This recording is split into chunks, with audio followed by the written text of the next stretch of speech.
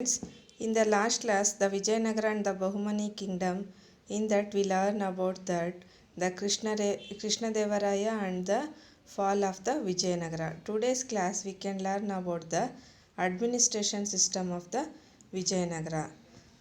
ನಾವು ಹಿಂದಿನ ಕ್ಲಾಸಲ್ಲಿ ವಿಜಯನಗರದ ಒಂದು ಆಡಳಿತ ಪದ್ಧತಿಯ ಬಗ್ಗೆ ತಿಳ್ಕೊಳ್ತಾ ಹೋಗೋಣ. The administration in the Vijayanagara Empire was carried on in a traditional manner.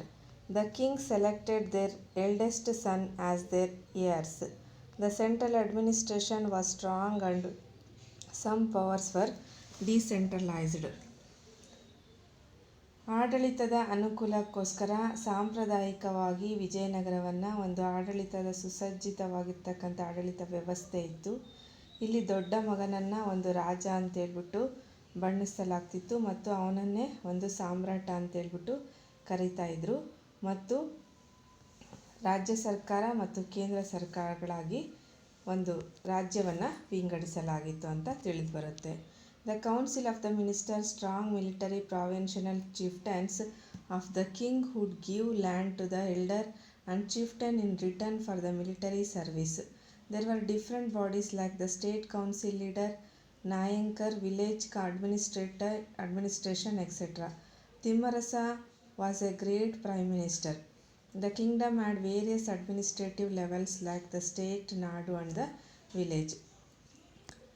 ರಾಜ್ಯದ ಆಡಳಿತಕ್ಕೋಸ್ಕರ ಸೈನ್ಯ ಮತ್ತು ಸಾಮಂತ ರಾಷ್ಟ್ರಗಳನ್ನು ಒಂದು ಗುರುತಿಸಲಾಗ್ತಿತ್ತು ಮತ್ತು ಅವರಿಗೆ ಆಗಿರ್ತಕ್ಕಂಥ ಒಂದು ಸೈನಿಕ ವ್ಯವಸ್ಥೆಯನ್ನು ಕೂಡ ಮಾಡಿಕೊಳ್ಳಲಾಗಿತ್ತು. ಇದರ ಜೊತೆಗೆ ಒಂದು ರಾಜ್ಯದ ಮೇಲ್ವಿಚಾರಣೆಗೋಸ್ಕರ ನಾಯಂಕರ್ ಅಂತಂದರೆ ವಿಲೇಜ್ ಅಡ್ಮಿನಿಸ್ಟ್ರೇಷನ್ನ ನೋಡ್ಕೊಳ್ಳೋದಕ್ಕೋಸ್ಕರ ಅವನನ್ನು ವಿಲೇಜ್ನ ಹಳ್ಳಿನ ಒಂದು ಗ್ರಾಮದ ಒಂದು ಆಡಳಿತವನ್ನು ನೋಡ್ಕೊಳ್ಳೋದಕ್ಕೋಸ್ಕರ ಅವನನ್ನು ನೇಮಿಸಲಾಗ್ತಿತ್ತು. ತಿಮ್ಮರಸ ಅಂತಕ್ಕಂಥವನು ಪ್ರಧಾನಮಂತ್ರಿ ಆಗಿದ್ದ.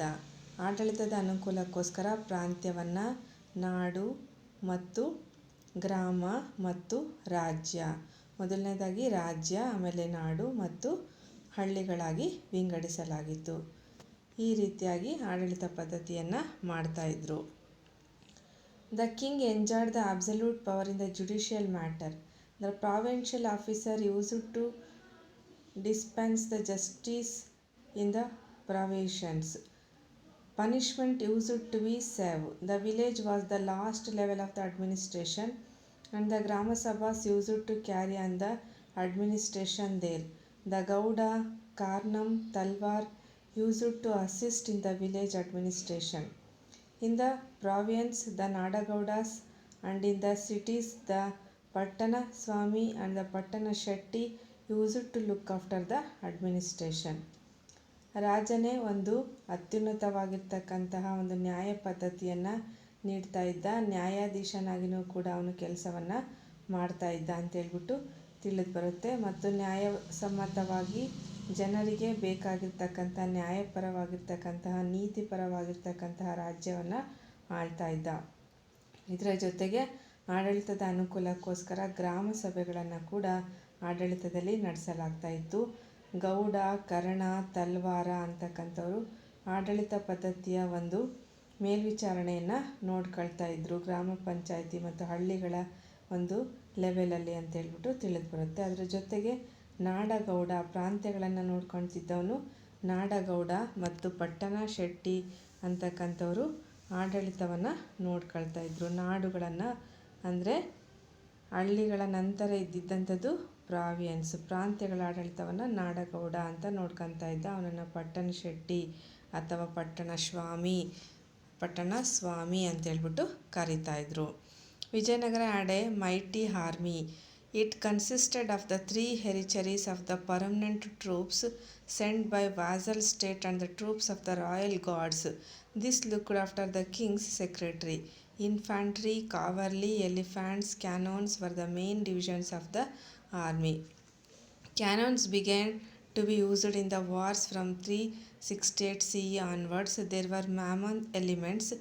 Horses bought from Arabia were a major attraction at Vijayanagara. There was a naval squad in the army. People from all states could occupy the high position in the army. Okkaliga and the Bedas become the chieftains. Forts and the Motas played an important role during the wars. ವಿಜಯನಗರದ ಅತ್ಯಂತ ಒಂದು ದೊಡ್ಡವಾಗಿರ್ತಕ್ಕಂತಹ ಸೈನ್ಯವನ್ನು ಹೊಂದಿತ್ತು. ಅದರ ಜೊತೆಗೆ ಒಂದು ನಾಡುಗಳು ಪ್ರಾಂತ್ಯಗಳನ್ನು ಗಾರ್ಡ್ಗಳು ನೋಡ್ಕೊಳ್ತಾ ಇದ್ರು. ಅದರ ಜೊತೆಗೆ ಇವರೆಲ್ಲರೂ ಕೂಡ ರಾಜನಿಗೆ ಒಂದು ಸೆಕ್ಯೂರಿಟಿಯನ್ನು ರಕ್ಷಣೆಯನ್ನು ಕೊಡ್ತಾಯಿದ್ರು. ಅದರ ಜೊತೆಗೆ ಮಕ್ಕಳ ಈಗ ಯಾವ ರೀತಿ ನಮಗೆ ಸೈನ್ಯಾಡಳಿತ, ನೌಕಾಪಡೆ, ವಾಯುಪಡೆ ಅಂತೆಲ್ಲ ಯಾವ ಥರ ಇದೆ ನಮಗೆ ಒಂದು ಆಡಳಿತದಲ್ಲಿ ಆರ್ಮಿಯಲ್ಲಿ ಆಗಿನ ಕಾಲದಲ್ಲೇ ಅವರು ಸೈನ್ಯದಳ, ನೌಕಾದಳ, ಕಾಲ್ದಳ ಮತ್ತು ಅಶ್ವಪಡೆ ಈ ಎಲ್ಲವನ್ನು ಕೂಡ ನೇಮಿಸ್ಕೊಂಡಿದ್ರು ಅಂತೇಳ್ಬಿಟ್ಟು ತಿಳಿದು ಬರುತ್ತೆ. ಅದರ ಜೊತೆಗೆ ದೊಡ್ಡದಾದಂತಹ ಒಂದು ಅಶ್ವಪಡೆ ಅಂದರೆ ಆನೆಗಳನ್ನು ಇದು ಮಾಡ್ತಾಯಿದ್ರು. ಮತ್ತು ಕುದುರೆಗಳನ್ನು ಅರೇಬಿಯಾದಿಂದ ತರಿಸ್ಕೊಡ್ತಾಯಿದ್ರು. ಮತ್ತು ಉತ್ತಮವಾಗಿರ್ತಕ್ಕಂತಹ ಒಂದು ನೌಕಾಪಡೆ ಕೂಡ ಇತ್ತು ಅಂತೇಳ್ಬಿಟ್ಟು ತಿಳಿದು ಬರುತ್ತೆ. ಅಷ್ಟೇ ಅಲ್ಲದೆ ಅನೇಕ ಜನರು ಅನೇಕ ಹುದ್ದೆಗಳನ್ನು ಒಂದು ಆಸ್ಥಾನದಲ್ಲಿ ವಹಿಸ್ಕೊಂಡಿದ್ರು ಅಂತ ತಿಳಿದು ಬರುತ್ತೆ. ಮತ್ತು ಒಕ್ಕಲಿಗರು ಅಂದರೆ ಗೌಡರು ಮತ್ತು ಬೇಡರು ಅನ್ನಿಸ್ಕೊಂಡಂಥವ್ರು ಎಲ್ಲರೂ ಕೂಡ ಸಾಮಂತರಾಜರಾಗಿ ಅವರ ಒಂದು ಚೀಫ್ಟೆನ್ಸ್, ಸಣ್ಣ ಚಿಕ್ಕ ಪುಟ್ಟ ರಾಜರುಗಳಾಗಿ ಅವರದೇ ಆಗಿರ್ತಕ್ಕಂಥ ಕೆಲವೊಂದು ಪ್ರಾಂತ್ಯಗಳಲ್ಲಿ, ಗ್ರಾಮಗಳಲ್ಲಿ ಒಂದು ಆಡಳಿತವನ್ನು ನಡೆಸ್ತಾ ಇದ್ರು. ಕೋಟೆ ಮತ್ತು ಕೊತ್ತಲಗಳನ್ನು ಕಟ್ಕೊಂಡಿದ್ರು. ಯುದ್ಧಗಳನ್ನು ಮಾಡೋದಕ್ಕೋಸ್ಕರ ಅವುಗಳನ್ನು ಭದ್ರಪಡಿಸ್ಕೊತಾ ಇದ್ರು. ಯಾರು ಶತ್ರುಗಳು ಕೂಡ ಅವುಗಳನ್ನು ಅಲುಗಾಡ್ಸೋದಕ್ಕೂ ಆಗ್ತಾ ಇರಲಿಲ್ಲ. ಅಂತಹ ಒಂದು ಭದ್ರ ಬುನಾದಿಯನ್ನು ಹಾಕ್ಕೊಂಡಿದ್ರು ಅಂತೇಳ್ಬಿಟ್ಟು ತಿಳಿದು ಬರುತ್ತೆ. So the society was based on the Varna based the social system. ಇಲ್ಲಿವರೆಗೂ ನಾವು ಆಡಳಿತ ಪದ್ಧತಿಯ ಬಗ್ಗೆ ತಿಳ್ಕೊಂಡ್ವಿ. ಈಗ ನಾನು ಹೇಳ್ತಿರೋದು ಸಾಮಾಜಿಕ ಪದ್ಧತಿ, ಸೋಷಿಯಲ್ ಸಿಸ್ಟಮ್ ಅಂತ ಹೇಳ್ಬಿಟ್ಟು ಕರೀತಾರೆ. The society was based on the varna based social system. However there was also occupation based the caste system. There were many skilled artisans, blacksmiths, goldsmiths, bell metal smiths, carpenters, weavers and the cobblers in the society. ವರ್ಣ ವ್ಯವಸ್ಥೆಯ ಮೂಲಕ ಒಂದು ಸಮಾಜದ ಪದ್ಧತಿಯನ್ನು ಅಳವಡಿಸಲಾಗಿತ್ತು.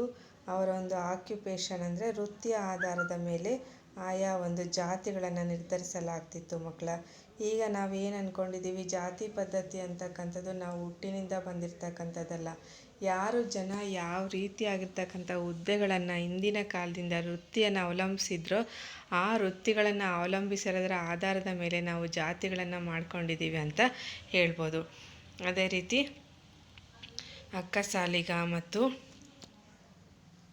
ಅಕ್ಕಸಾಲಿಗರಾಗಿರ್ಬೋದು ಅಥವಾ ಮಡಿಕೆ ಮಾಡ್ತಕ್ಕಂಥವ್ರಾಗಿರ್ಬೋದು, ಮತ್ತು ಬಡಗಿಗಳಾಗಿರ್ಬೋದು, ಮತ್ತು ಕೋಬ್ಲರ್ ಅಂದರೆ ಚಪ್ಪಲಿ ಹೊಲಿಯರಾಗಿರ್ಬೋದು, ವೇವರ್ಸ್ ಅಂದರೆ ಅಗಸರಾಗಿರ್ಬೋದು, ಇವರೆಲ್ಲರೂ ಕೂಡ ಅವರದೇ ಆಗಿರ್ತಕ್ಕಂಥ ವೃತ್ತಿಯ ಒಂದು ಜೀವನವನ್ನು ನಡೆಸ್ಕೊತಾ ಇದ್ದರು. ಆ ರೀತಿಯಾಗಿ ಅವರ ಜಾತಿಗಳನ್ನು ಗುರುತಿಸಲಾಗ್ತಿತ್ತು ಅಂತೇಳ್ಬಿಟ್ಟು ನಮಗೆ ತಿಳಿದು ಬರ್ಬೋದು. ನೇಕಾರರು ಮತ್ತು ಬಡಿಗೆಯನ್ನು ಮಾಡ್ತಕ್ಕಂಥವ್ರು ಮತ್ತು ಗೋಲ್ಡನ್ನು ಮಾಡ್ತಕ್ಕಂಥವ್ರು, ಜೊತೆಗೆ ಕಾರ್ಪೆಂಟರ್ಸು, ಜೊತೆಗೆ ನೇಯ್ಗೆ ಮಾಡ್ತಕ್ಕಂಥವ್ರು, ಚಪ್ಪಲಿ ಹೊಲಿತಕ್ಕಂಥವ್ರು, ಈ ರೀತಿಯಾಗಿ ಅವ್ರದ್ದೇ ಆಗಿರ್ತಕ್ಕಂಥ ಒಂದು ವೃತ್ತಿಗಳನ್ನು ಅವರು ಸಮಾಜದಲ್ಲಿ ಹೊಂದಿದ್ರು ಅಂತ ತಿಳಿದು ಬರುತ್ತೆ. The practices of the child marriage, sati and the devadasi system were prevent. Though monogamy was the common practice, king and the rich people had many wives. Women enjoyed a dignified status in the society. There were female wrestlers and female palace guards. The practices of the child marriage. ಬಾಲ್ಯ ವಿವಾಹ ಪದ್ಧತಿ, ಸತಿ ಪದ್ಧತಿ, ದೇವದಾಸಿ ಪದ್ಧತಿ ಇವೆಲ್ಲವುಗಳನ್ನು ತೊಳೆದು ಹಾಕಲಾಗಿತ್ತು. ಇವಂತಹ ಅನಿಷ್ಟವಾದಂತಹ ಪದ್ಧತಿಗಳನ್ನು ಸಮಾಜದಿಂದ ತೆಗೆದುಹಾಕಲಾಗಿತ್ತು. ಮೊನೋಗಮಿ ಅಂತಂದರೆ ಬಹುಪತ್ನಿತ್ವ, ಇದು ರಾಜರಲ್ಲಿ ರೂಢಿಯಲ್ಲಿತ್ತು. ರಾಜರು ಒಂದಕ್ಕಿಂತ ಹೆಚ್ಚು ಮದುವೆಗಳನ್ನು ಆಗ್ತಾಯಿದ್ರು, ಹೆಚ್ಚು ಹೆಂಡತಿಯರನ್ನು ಹೊಂದಿದ್ರು ಅಂತೇಳ್ಬಿಟ್ಟು ತಿಳಿದು ಬರುತ್ತೆ. ಅಷ್ಟೇ ಅಲ್ಲದೆ ಒಬ್ಬ ಹೆಣ್ಣು ಮಗಳಾಗಿರ್ತಕ್ಕಂತಹ ಅವರು ಸಮಾಜದಲ್ಲಿ ಉತ್ತಮವಾಗಿರ್ತಕ್ಕಂಥ ಅವರಿಗೆ ಆಗಿರ್ತಕ್ಕಂಥ ಒಂದು ಸ್ಥಾನವನ್ನು ಕೊಟ್ಟಿದ್ರು ಅಂತೇಳ್ಬಿಟ್ಟು ನಮಗೆ ತಿಳಿದು ಬರುತ್ತೆ. So Holi, Deepavali, Dasara festivals var celebrated publicly. Deepavali, Holi, Dasara ಅಂತಹ ಹಬ್ಬಗಳನ್ನು ಒಂದು ಸಾರ್ವಜನಿಕವಾಗಿ ನಡೆಸಲಾಗ್ತಿತ್ತು. ಎಲ್ಲ ಜನರು ಸೇರಿಬಿಟ್ಟು ಊರಿನ ಎಲ್ಲ ಜನರು ಅದನ್ನು ಒಂದು ಹಬ್ಬಗಳ ಥರ ಆಚರಿಸ್ತಾ ಇದ್ದರು, ಸಾಮೂಹಿಕವಾಗಿ ಆಚರಿಸ್ತಾ ಇದ್ದರು. ಅಲ್ಲಿ ಅನೇಕವಾಗಿರ್ತಕ್ಕಂಥ ಸಾಂಸ್ಕೃತಿಕ ಕಾರ್ಯಕ್ರಮಗಳು ಕೂಡ ನಡೀತಾ ಇದ್ವು, ದೇವರ ಕೀರ್ತನೆಗಳು ನಡೀತಿದ್ವು, ನೃತ್ಯಗಳು, ಹಾಡುಗಳು ನಡೀತಾ ಇದ್ವು ಅಂತ ಹೇಳ್ಬಿಟ್ಟು ತಿಳಿದು ಬರುತ್ತೆ. ಈಗಲೂ ನಾವು ನೋಡ್ತಿದ್ದೀವಿ, ಮೈಸೂರು ದಸರಾ ಆಗಿರ್ಬೋದು ಮತ್ತು ಹಂಪಿ ಉತ್ಸವ ಆಗಿರ್ಬೋದು, ಇದಕ್ಕೆಲ್ಲ ಉದಾಹರಣೆ ಆಗಿದ್ದಾವೆ. ಅಷ್ಟೇ ಅಲ್ಲದೆ ಪ್ರತಿಯೊಂದು ಊರುಗಳಲ್ಲೂ ಕೂಡ ಅದರದ್ದೇ ಆಗಿರ್ತಕ್ಕಂಥ ಒಂದು ವೈಶಿಷ್ಟ್ಯತೆಯನ್ನು ಹೊಂದಿರತಕ್ಕಂತಹ ಹಬ್ಬಗಳನ್ನು, ವೈವಿಧ್ಯತೆಗಳನ್ನು ಆಚರಿಸೋದನ್ನು ನಾವು ನೋಡ್ತಾ ಹೋಗಿದ್ದೀವಿ. Dasara festival used to celebrate with the pomp and glory at the Hampi under the royal patronage. Music, dance enjoyed the great popularity. ಕಲೆ ಮತ್ತು ನೃತ್ಯಕ್ಕೆ ಮತ್ತು ಹೆಚ್ಚಿನ ಮಹತ್ವವನ್ನು ಕೊಟ್ಟಿದ್ರು ಅಂತ ಹೇಳ್ಬಿಟ್ಟು ತಿಳಿದು ಬರುತ್ತೆ. ಈಗ ಒಂದು ಅರ್ಥವ್ಯವಸ್ಥೆ, ವಿಜಯನಗರ ಸಾಮ್ರಾಜ್ಯದ ಆರ್ಥಿಕ ವ್ಯವಸ್ಥೆ ಯಾವ ರೀತಿ ಇತ್ತು ಅನ್ನೋದ್ರ ಬಗ್ಗೆ ನೋಡೋಣ. The economic system of the Vijayanagara Kingdom. Vijayanagara was economically prosperous. Land tax was the main source of the revenue for the kingdom. Farmers used to give the 1/4 of their income to the government in the form of the tax. Professional tax, revenue tax, road tax, market tax, commercial tax, import and export tax, tribute from the vassals were the other forms of the revenue to the kingdoms. Vijayanagara ಸಾಮ್ರಾಜ್ಯದ ಒಂದು ಆರ್ಥಿಕವಾಗಿ ಅತ್ಯಂತ ಸಮೃದ್ಧವಾಗಿತ್ತು ಅಂತ ಹೇಳ್ಬಿಟ್ಟು ನಾನು ಕಳೆದ ತರಗತಿಯಲ್ಲೇ ಹೇಳಿದ್ದೀನಿ. ಏನು ಒಂದು ಎಷ್ಟು ಸಮೃದ್ಧವಾಗಿತ್ತು ಅಂತ ಹೇಳೋದಕ್ಕೆ ನಾವು ಮಾರ್ಕೆಟ್ಗಳಲ್ಲಿ ತರಕಾರಿ, ಒಂದು ಧಾನ್ಯಗಳನ್ನು ಕೊಳ್ಳೋ ರೀತಿಯಲ್ಲಿ ಮುತ್ತು ರತ್ನಗಳನ್ನು ಅಳಿತಾ ಇದ್ರು ಅಂದರೆ ಅವರ ಒಂದು ರಿಚ್ನೆಸ್ಸು, ಅವರ ಒಂದು ಹೆರಿಟೇಜು ಎಷ್ಟು ಮಟ್ಟಿಗಿತ್ತು ಅಂತ ಹೇಳ್ಬಿಟ್ಟು ನಾವು ಇಮ್ಯಾಜಿನ್ ಮಾಡ್ಕೊಳ್ಳೋದಕ್ಕೆ ಸಾಧ್ಯ ಇಲ್ಲ ಬಿಡ್ರಿ. ಅಂಥ ಒಂದು ಸಮೃದ್ಧವಾಗಿರ್ತಕ್ಕಂತಹ ನಾಡು ವಿಜಯನಗರ ಸಾಮ್ರಾಜ್ಯ ಆಗಿತ್ತು ಅಂತ ಹೇಳ್ಬಿಟ್ಟು ತಿಳಿದು ಬರುತ್ತೆ. ಇದರಲ್ಲಿ ಪ್ರಮುಖವಾಗಿ ಭೂ ಕಂದಾಯ ವ್ಯವಸ್ಥೆಯನ್ನು ಮಾಡಿಕೊಂಡಿದ್ರು. ಕೃಷಿಕರಿಗೆ 1/4 ಭಾಗದಷ್ಟು ತಾವು ಬೆಳೆದಿದ್ದಿರತಕ್ಕಂತಹ ಒಂದು ಬೆಳೆಯಲ್ಲಿ 1/4 ಭಾಗದಷ್ಟು ಒಂದು ತೆರಿಗೆ ರೂಪದಲ್ಲಿ ರಾಜನ ಒಂದು ಬೊಕ್ಕಸಕ್ಕೆ ಕೊಡಬೇಕಾಗಿತ್ತು. ಅದರ ಜೊತೆಗೆ ಅಧಿಕಾರದ ತೆರಿಗೆ ಮತ್ತು ಕಂದಾಯದ ತೆರಿಗೆ ಮತ್ತು ರೋಡಿನ ತೆರಿಗೆ ಮತ್ತು ಮಾರುಕಟ್ಟೆಯ ತೆರಿಗೆ ಮತ್ತು ವಾಣಿಜ್ಯ ತೆರಿಗೆ ಮತ್ತು ಆಮದು ಮತ್ತು ರಫ್ತುಗಳ ತೆರಿಗೆ, ಈ ರೀತಿಯಾಗಿ ವಿವಿಧ ರೀತಿಯಾಗಿರ್ತಕ್ಕಂತಹ ತೆರಿಗೆಗಳನ್ನು ವಿಧಿಸಲಾಗ್ತಿತ್ತು. ಈ ಎಲ್ಲ ತೆರಿಗೆಗಳಿಂದ ರಾಜ್ಯದ ಬೊಕ್ಕಸಕ್ಕೆ ಅತ್ಯಂತ ಒಂದು ಯಥೇಚ್ಛವಾದಂತಹ ಹಣ ಸಂಗ್ರಹ ಆಗ್ತಿತ್ತು ಅಂತ ಹೇಳ್ಬಿಟ್ಟು ನಮಗೆ ತಿಳಿದು ಬರುತ್ತೆ. ಇದರಿಂದ ಅವರು ಆರ್ಥಿಕವಾಗಿ ತುಂಬ ಸದೃಢರಾಗಿದ್ದರು ಅಂತ ಹೇಳ್ಬಿಟ್ಟು ನಮಗೆ ತಿಳಿದು ಬರುತ್ತೆ. The agriculture was an backbone of the economy. People grew different kinds of the crops throughout the year. Jawar, ragi, paddy, wheat, lentils, pulses like green gram, black gram and the tuvar, sesame seeds, groundnuts, cotton, sugarcane and the coconut were the main crops. Agriculture ಅಂದರೆ ಕೃಷಿಯ ಒಂದು ಸಾಮ್ರಾಜ್ಯದ ಪ್ರಮುಖವಾಗಿರ್ತಕ್ಕಂಥ ಪ್ರಧಾನವಾದಂತಹ ವೃತ್ತಿಯನ್ನು ಹೊಂದಿದ್ರಿಂದ ಆ ಜನರು ಅತ್ಯಂತ ಹೆಚ್ಚಿನದಾಗಿ ಕೃಷಿಯನ್ನೇ ಅವಲಂಬಿಸಿದ್ರು ಅಂತ ಹೇಳ್ಬಿಟ್ಟು ತಿಳಿದು ಬರುತ್ತೆ. ಅಷ್ಟೇ ಅಲ್ಲದೆ ಇದರ ಜೊತೆಗೆ ವರ್ಷಕ್ಕೆ ಅನೇಕ ರೀತಿಯಾಗಿರ್ತಕ್ಕಂಥ ಬೆಳೆಗಳನ್ನು ಬೆಳೀತಾ ಇದ್ವು. ಜೋಳ, ರಾಗಿ, ಗೋಧಿ ಮತ್ತು ಪಲ್ಸಸ್ ಅಂದರೆ ಧಾನ್ಯಗಳನ್ನು ಮತ್ತು green gram, black gram, sesame seeds ಅಂದರೆ ಬೇಳೆಕಾಳುಗಳಾಗಿರ್ಬೋದು, ಜೊತೆಗೆ ಎಳ್ಳು ಆಗಿರ್ಬೋದು, ತೆಂಗು ಆಗಿರ್ಬೋದು, ಹತ್ತಿ ಆಗಿರ್ಬೋದು, ಜೊತೆಗೆ ತೆಂಗು, ಇದರ ಜೊತೆಗೆ ಕಬ್ಬು, ಈ ರೀತಿ ಎಲ್ಲ ಪ್ರಮುಖವಾಗಿರ್ತಕ್ಕಂತಹ ಬೆಳೆಗಳನ್ನು ಕೂಡ ನಮ್ಮ ವಿಜಯನಗರ ಸಾಮ್ರಾಜ್ಯದಲ್ಲಿ ಬೆಳೆಯಲಾಗ್ತಿತ್ತು ಅಂತ ಹೇಳ್ಬಿಟ್ಟು ನಮಗೆ ತಿಳಿದು ಬರುತ್ತೆ. The Vijayanagara kings constructed the wells, tanks and the canals to encourage the irrigation and the agriculture. Vijayanagara ಸಾಮ್ರಾಜ್ಯದಲ್ಲಿ ಒಂದು ಕೃಷಿಗೆ ಆದ್ಯತೆಯನ್ನು ಹೆಚ್ಚಿನದಾಗಿ ಕೊಟ್ಟಿದ್ದರು. ಬಾವಿಗಳಿಗೆ, ಅಣೆಕಟ್ಟುಗಳನ್ನು ಮೂಲಕ ನೀರನ್ನು ಹಾಯಿಸ್ಕೊಂಡು ನೀರಾವರಿ ವ್ಯವಸ್ಥೆಯ ಮೂಲಕ ಕೃಷಿಯನ್ನು ಮಾಡ್ತಾಯಿದ್ರು ಅಂತ ಹೇಳ್ಬಿಟ್ಟು ತಿಳಿದು ಬರುತ್ತೆ. There are 5 kinds of practices in the land holding like jinni, guttigi, siddaya, varaha and gadi, tenancy, lease holding and the other kinds. ಈ ರೀತಿ ಅನೇಕವಾಗಿರ್ತಕ್ಕಂತಹ ಒಂದು ವ್ಯವಸ್ಥೆಯನ್ನು ಮಾಡಿಕೊಂಡು ಬಾವಿಗಳ ಮೂಲಕ, ಅಣೆಕಟ್ಟುಗಳ ಮೂಲಕ ಮತ್ತು ಸೇತುವೆಗಳ ಮೂಲಕ ನೀರುಗಳನ್ನು ಹಾಯಿಸ್ಕೊಂಡು ಒಂದು ಕೃಷಿಯ ವ್ಯವಸ್ಥೆಯನ್ನು ಮಾಡ್ಕೊಂಡಿದ್ರು ಅಂತ ಹೇಳ್ಬಿಟ್ಟು ತಿಳಿದು ಬರುತ್ತೆ. ಕೃಷಿಗೆ ಹೆಚ್ಚಿನ ಆದ್ಯತೆಯನ್ನು ಕೊಟ್ಟಿದ್ದರಿಂದಲೇ ಒಂದು ಆರ್ಥಿಕವಾಗಿ ಅವರು ಸದೃಢರಾಗಿದ್ದರು ಅಂತ ಹೇಳ್ಬೋದು. The Vijayanagara Empire had achieved the great progress in the field of the industries and the commerce. Spices like the pepper, cloves and the cardamom, salt, pottery, iron ore, diamonds, granulated sugar, musk, sandalwood, perfume, etc. were exported by them. There were imported textile industries. Vijayanagara ಸಾಮ್ರಾಜ್ಯದ ಜನರು ಸಂಬಾರ ಪದಾರ್ಥಗಳಾಗಿದ್ದಂತಹ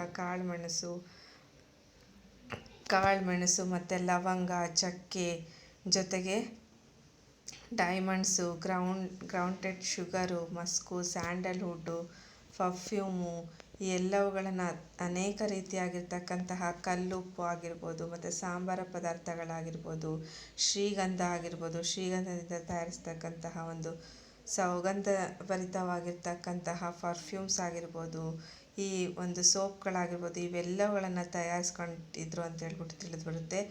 ಅಷ್ಟೇ ಅಲ್ಲದೆ ಕೈಗಾರಿಕೆಗಳನ್ನು ಕೂಡ ನಿರ್ಮಿಸಿದ್ರು ಅಂತ ತಿಳಿದು ಬರುತ್ತೆ. Coins of the different denominates likes the gold coins, gadyana, pagoda, silver coins and the copper coins were in use. ಅನೇಕ ರೀತಿಯಾಗಿರ್ತಕ್ಕಂತಹ ನಾಣ್ಯಗಳು ಕೂಡ ಚಲಾವಣೆಯಲ್ಲಿದ್ವು. ನೀವು ಚಿತ್ರದಲ್ಲಿ ನೋಡ್ತಾ ಇರ್ಬೋದು ನಾಣ್ಯಗಳನ್ನು, ಗದ್ಯಾಣಗಳು, ಪಗೋಡಗಳು ಮತ್ತು ಸಿಲ್ವರ್ ಕಾಯಿನ್ಗಳು, ಬೆಳ್ಳಿ ನಾಣ್ಯಗಳು ಮತ್ತು ತಾಮ್ರದ ನಾಣ್ಯಗಳು ಕೂಡ ಬಳಕೆಯಲ್ಲಿ ಇದ್ವು ಅಂತ ತಿಳಿದು ಬರುತ್ತೆ. ಅದರ ಜೊತೆಗೆ ರಿಲಿಜಿಯಸ್ ಸಿಸ್ಟಮನ್ನು ನೋಡ್ತೀವಿ. ಸಾಮಾಜಿಕವಾಗಿರ್ತಕ್ಕಂತಹ ಜೀವನ ಯಾವ ರೀತಿ ಇತ್ತು ವಿಜಯನಗರ ಸಾಮ್ರಾಜ್ಯದಲ್ಲಿ. Vijayanagara empire enjoyed the distinction of having encouraged all religious equally. The atmosphere was such that Shivaitavas and the Jainas could forget their religious difference and live in the perfect harmony. The early kings of the Vijayanagara patronized the Shaivas and the Shivaitavas whenever the later kings encouraged the Vaishnavisms.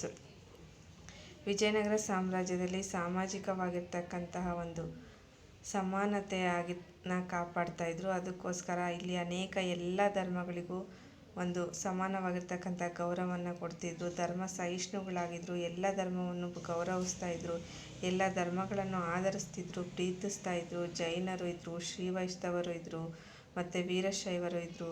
ಈ ಎಲ್ಲ ರೀತಿಯಾಗಿರ್ತಕ್ಕಂತಹ ಧರ್ಮಗಳನ್ನು ವಿಜಯನಗರ ಸಾಮ್ರಾಜ್ಯದಲ್ಲಿ ನಾವು ನೋಡ್ಬೋದು ಅಂತ ತಿಳಿದು ಬರುತ್ತೆ. ಅಷ್ಟೇ ಅಲ್ಲದೆ Vijayanagara as the mosques and dargahs were built by Muslims.